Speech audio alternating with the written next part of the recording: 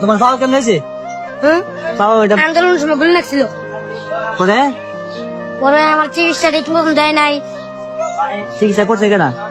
পরে আমি ছাত্র বড়বার কাছে গেছি, হ্যাঁ, অনেক কষ্ট করে গেছি এই বাউ দিয়ে হাঁটতে পারতাছি না। আমি আবার আস্তে আস্তে আস্তে আস্তে করতে করতে গেছি, যাওয়ার পরে বাইরের কাছে কইছি, অনেক বুঝেছি। পরে আন্দোলনের কথা শুনছে, পরে বড় একটা হাসপাতাল নিয়ে গেছে, দামি হাসপাতাল।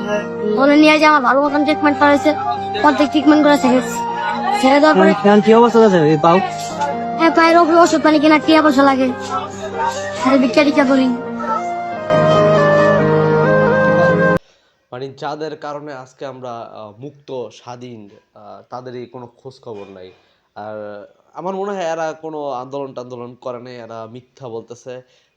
আসল আন্দোলন করেছে আমাদের দেশের আবু সাইদ মুগ্ধ, কারণ বাংলাদেশের সব জায়গায় এই দুই নাম, সব ক্ষেত্রে তাদের নাম রাখা হয়, এটা করা হয় সেটা হয়। রিসেন্টলি শুনতে পাইতেছি টাকার মধ্যে তাদের দুইজনের নাম দেওয়া হবে। যাক ভাই, ঠিক আছে, মানে বৈষম্য বিরোধী আন্দোলন করা হয়েছে, বৈষম্য নিয়ে আন্দোলন করা হয়েছে। সো শহীদের ক্ষেত্রেও বৈষম্য, মানে কত মানুষ শহীদ হয়েছে, কারো নাম শুনি না, কোনো কিছু শুনি না। এই যে একটা বাচ্চা ছেলে যে নাকি আন্দোলনে গিয়ে গুলিবিদ্ধ হয়ে এখন মানে কি বলবো, পা হারাইবো কয়েকদিন পর, এমন একটা অবস্থা।